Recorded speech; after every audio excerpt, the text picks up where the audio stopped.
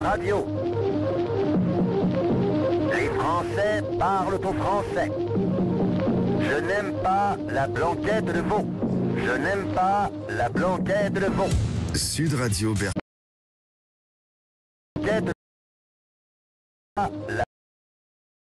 Sud Radio.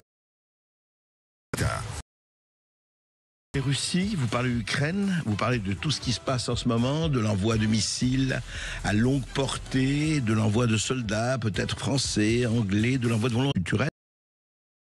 Il faut en parler, c'est intéressant, parce qu'il est né le 26 ans. C'était là. Et puis d'aller... Tout d'abord, bonjour André Berkoff et merci de me recevoir aujourd'hui. Évidemment que l'année 1999 marque un tournant dans la vie de la Serbie, dans la vie des Serbes qui ont été bombardés durant 78 jours par l'OTAN. Et à mon petit niveau, sans aval du Conseil de sécurité de l'ONU, sans mandat du Conseil de sécurité de l'ONU. Je pense qu'on y reviendra après. Ce qui fait que cette intervention de l'OTAN était illégale, évidemment, et c'était 19 pays de l'OTAN contre la Serbie. Le rapport de force était 1 contre 900. Je pense que depuis les Thermopyles, on n'a pas eu de telles différences en termes de capacité et de force en présence. Et vous étiez adolescent à ce moment-là? Moi, j'avais 14 ans à cette époque. Ouais. Et je me souviens que mon père à la maison, mon grand-père aussi, qui vivait avec l'amitié franco-serbe depuis longtemps, et ils aimaient l'histoire, et ils savaient que les Serbes et les Français étaient alliés durant la Première Guerre mondiale. Ils savaient que le futur roi de Serbie, Pierre Karađorđe, s'était engagé volontairement en 1870 du côté de la France dans la guerre contre la Prusse. Et ils savaient que c'est un vieux peuple allié des Français qui était bombardé de manière illégale, de manière inacceptable, dans une guerre que l'on a appelée guerre humanitaire. On ne comprenait pas comment on pouvait faire de l'humanitaire en lâchant des bombes sur un peuple allié. Et c'est vrai que très tôt, j'avais conscience, grâce à ces discussions avec mes parents qui essayaient justement de nous expliquer ce qui se passait loin de la France, mais finalement c'était pas si loin que ça, c'est 2 heures en avion de Paris, que c'est quelque chose d'anormal et qu'il faut être solidaire. Quand mon père décrivait les Serbes comme, vous savez, ce petit village d'Astérix qui résiste face à un monde uni contre lui. Et c'est vrai que ces Serbes en 1999 nous ont épatés, ébahis par leur courage de défendre leur culture, leur terre du Kosovo Metochi, leur identité, malgré la terrible agression dont ils étaient victimes. Et alors, donc, il y a eu effectivement la création du Kosovo à ce moment-là, on va en parler, qui n'a pas été jusqu'ici, le Kosovo n'est pas reconnu par tout le monde, si j'ai bien compris.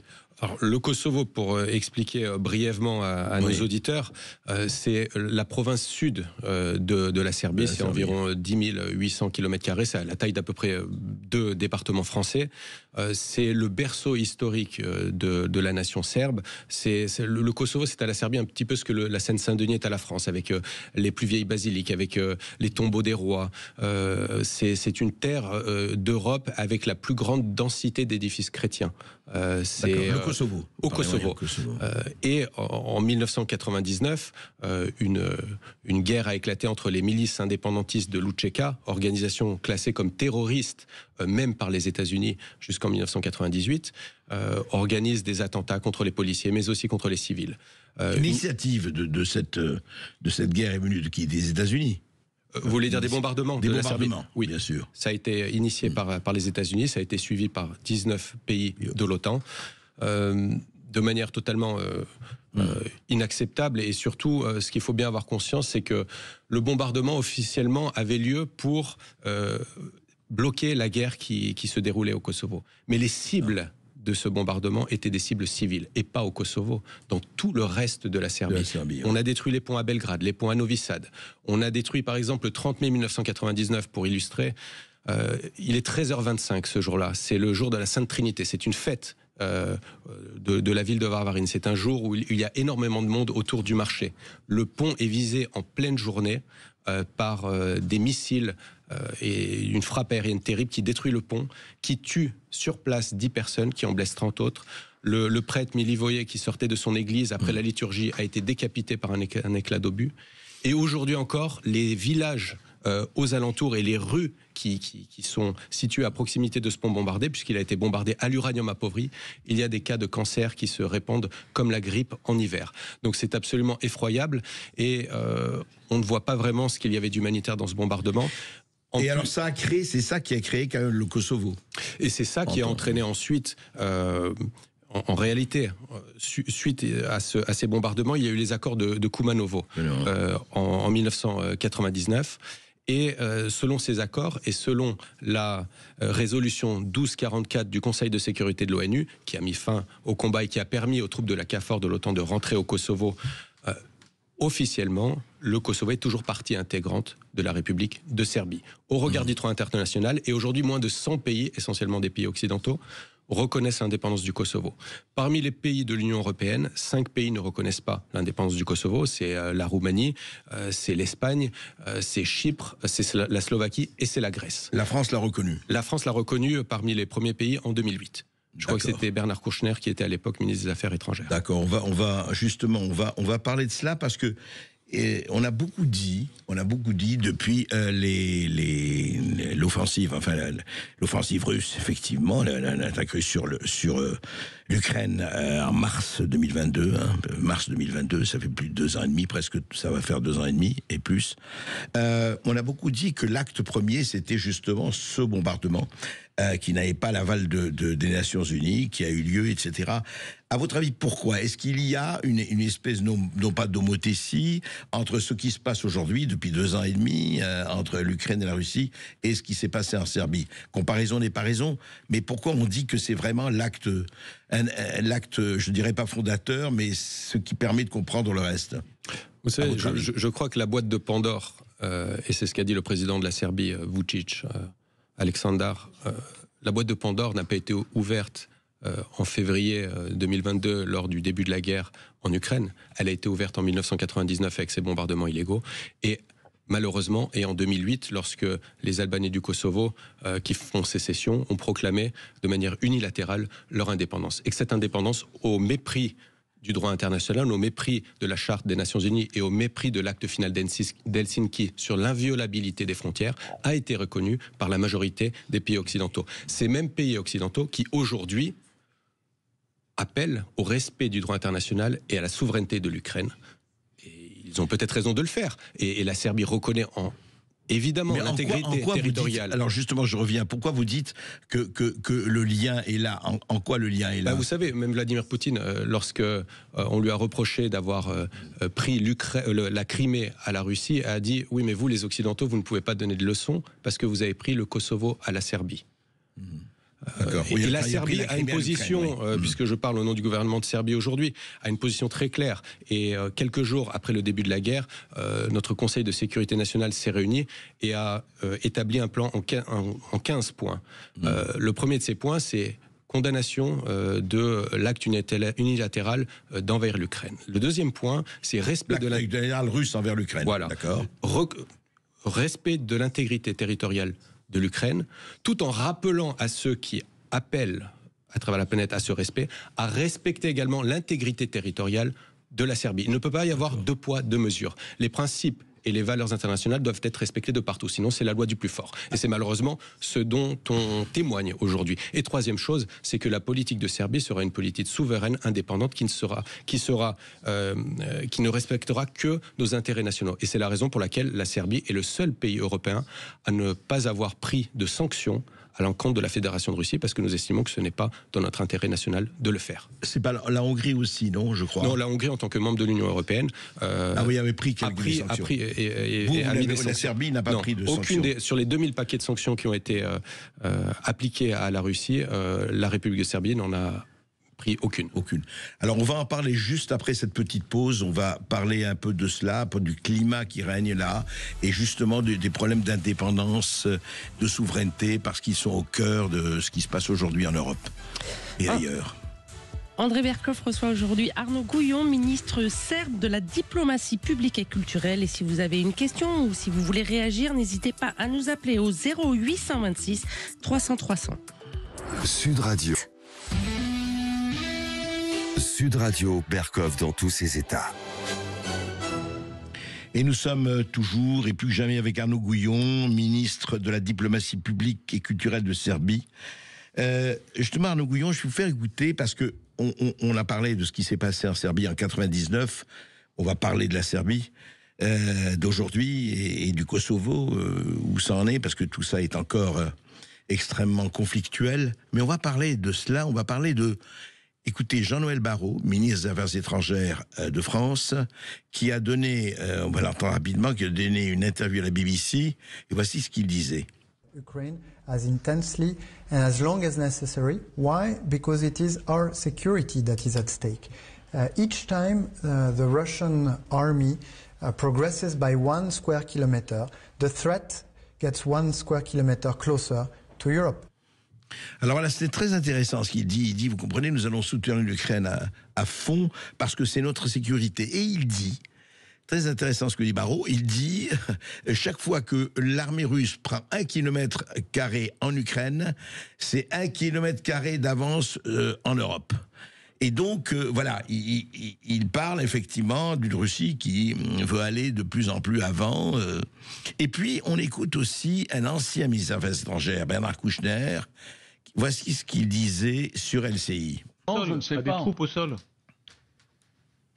À des troupes qui défendraient fermement, oui, les troupes au sol, peut-être à la frontière, mais montrer que nous sommes prêts à défendre cette démocratie naissante, cette démocratie affirmée, et en temps de guerre, c'est encore plus difficile. Oui, je pense que c'est pas facile à dire, hein, de déclencher la guerre pour son propre pays. C'est pas facile. Ça veut dire que ça va coûter des sacrifices.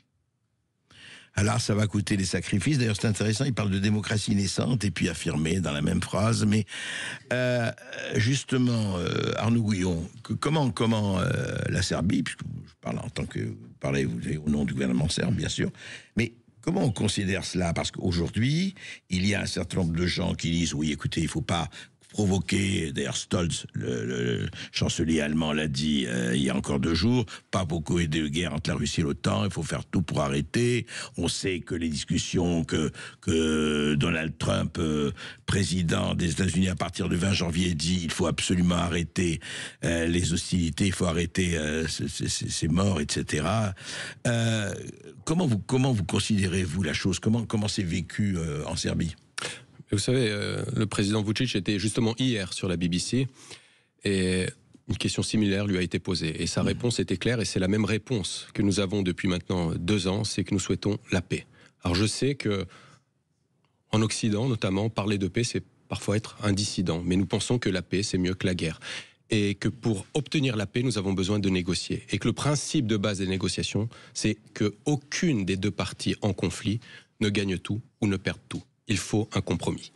Et tant que l'on n'aura pas compris ça, la guerre continuera. Et cette guerre est problématique, évidemment, pour ces centaines de milliers de victimes du côté ukrainien, du côté russe. C'est mauvais pour l'Europe également. Nous le sentons au niveau de la Serbie. Cette guerre nous pose des problèmes également.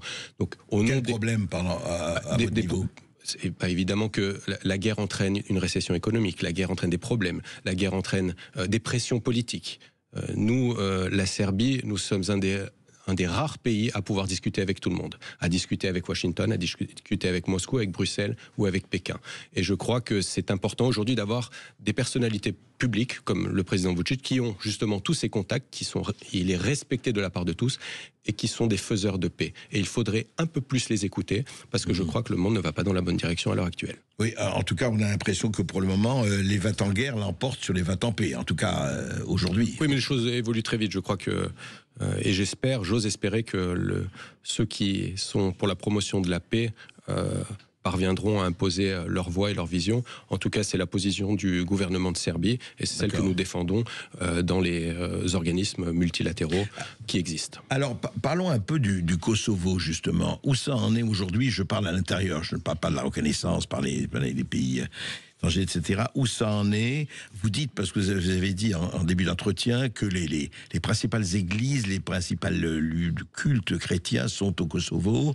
Est-ce qu'aujourd'hui, il y a une coexistence plus ou moins pacifique, enfin, je ne vais pas dire pacifique, mais plus ou moins, entre les différentes communautés, où c'est plus compliqué que cela? Je vais vous donner un chiffre. Depuis le début de l'année, il y a eu plus de 130 attaques contre les Serbes chrétiens du Kosovo, de la part d'extrémistes albanais. Depuis janvier dernier. 14% de la population serbe du Nord Kosovo, qui est une zone attachée, qui est accolée à la Serbie centrale. 14% des familles ont fui sur ces 2 dernières années depuis que le soi-disant Premier ministre du Kosovo, Albin Kurti, a pris le pouvoir. Il y a des discriminations à l'emploi, il y a une absence de liberté de parole, liberté de circuler. Il y a des agressions, il y a des vols. Et tout cela, ce n'est pas la Serbie qui le dit, c'est le rapport de l'ONU qui a été présenté dernièrement sur le rapport de l'UNMIK, donc la mission de l'ONU au Kosovo, et qui fait état de toutes ces choses. Et cela se passe en Europe. Cela se passe au début du XXIe siècle, et nous appelons on les organismes. Ce qui se passait en Arménie, pardon. Il n'y a pas, hélas, que... Bien sûr, sauf que le Kosovo est une création occidentale. Donc il y a une responsabilité encore plus grande. Ceux qui bombardaient en 1999 au nom des idées humanitaires et pour arrêter un soi-disant nettoyage ethnique qui en réalité n'a pas eu lieu au Kosovo. Parce qu'on a accusé la Serbie de nettoyage ethnique. Bien sûr, il y a eu une propagande terrible. C'était des journaux comme Libération ou Le Monde parlaient de 100 000 à 500 000 victimes albanaises. Ouais. La réalité, c'est que à la fin du conflit, toute nationalité confondue, c'est-à-dire Serbes, Albanais, Roms, Ashkali, Gorani, il y a eu environ 10 000 victimes, ce qui est énorme. Mais on est bien loin des 500 000. Donc cette diabolisation du peuple serbe pour justifier le bombardement humanitaire, en tuant le mal, on ferait le bien, en réalité, a fait qu'aujourd'hui encore, il y a des préjugés qui existent sur le peuple serbe. Et c'est mon rôle en tant que dirigeant de la diplomatie publique et culturelle de changer ces préjugés et de montrer le peuple serbe tel qu'il est. Et je vais vous donner une anecdote. Les Serbes, on les a présentés comme des barbares, comme des gens incultes. Le peuple serbe a une histoire et une culture incroyable. Le principal événement qui a lieu chaque année à Belgrade, ce n'est pas le salon automobile ou le salon des jeux vidéo, c'est le salon du livre. Ce sont des bus qui viennent de toute la Serbie. Là-bas, les rockstars, ce sont des poètes avec lesquels les gens font des selfies. J'ai discuté et débattu de Dostoïevski avec un chauffeur de taxi. Et ce n'est pas une anecdote, ce sont des gens qui lisent, qui aiment la culture, qui ont un rapport à l'histoire. Pourquoi est-ce que j'ai pu avoir ce parcours-là en Serbie ? C'est aussi parce que je suis français et parce que les Serbes aiment la France et les Français. Et pourquoi ils aiment la France et les Français ? Bien parce que durant la Première Guerre mondiale, les Français ont laissé leurs os en libérant le front d'Orient de Thessalonique jusqu'à Belgrade. Et le 11 novembre dernier, au moment où nous commémorions l'armistice, eh bien, il y avait énormément de Serbes au cimetière français de Belgrade. Les Serbes n'oublient pas l'histoire. Et ce qui nous paraît loin quand on parle de la Première Guerre mondiale, 130 ans, même les générations de Serbes le vivent comme si ça venait de se passer. En tout cas, Arnaud Gouyon, vous défendez très bien votre pays. Je n'allais pas dire votre nouveau pays, mais oui, votre pays, vous le défendez bien. Maintenant, ce qui est terrible, c'est que, encore une fois, je vais dire des phrases clichés, mais quand même que tous ces gens n'arrivent pas à s'entendre. Il y a de la place pour tout le monde et que, en raison d'intérêt, on sait très très bien. Vous savez, c'était Valéry qui disait la guerre se fait au nom de peuples qui ne se connaissent pas par des gens qui eux ne se battent pas mais se connaissent. Vous connaissez la phrase. Bien évidemment. Et à votre avis, tous, est-ce que on va arriver? En tout cas, en ce qui concerne la Serbie, est-ce que là où, c'est-à-dire, est-ce qu'il peut y avoir une pacification au bon sens du terme, mais pas au mauvais sens du terme, de l'état des choses chez vous, enfin, dans votre pays? En tout cas, les initiatives du gouvernement serbe vont dans ce sens. Nous considérons qu'aujourd'hui, il faut coopérer économiquement, politiquement avec tous. Le président Vučić a lancé l'initiative d'Open Balkan, les Balkans ouverts, qui réunissent l'Albanie, la Serbie, la Macédoine du Nord, peut-être demain le Monténégro, pour communiquer, pour nous développer. Je crois qu'il faut laisser, comme vous l'avez dit, les guerres du passé au passé, se tourner vers l'avenir, mais en respectant des principes. Ce sont des principes du droit international et c'est la raison pour laquelle, en ce qui concerne la province sud du Kosovo-Metohie, nous demandons Kosovo-Metohie à ce que cohérent défendons tous.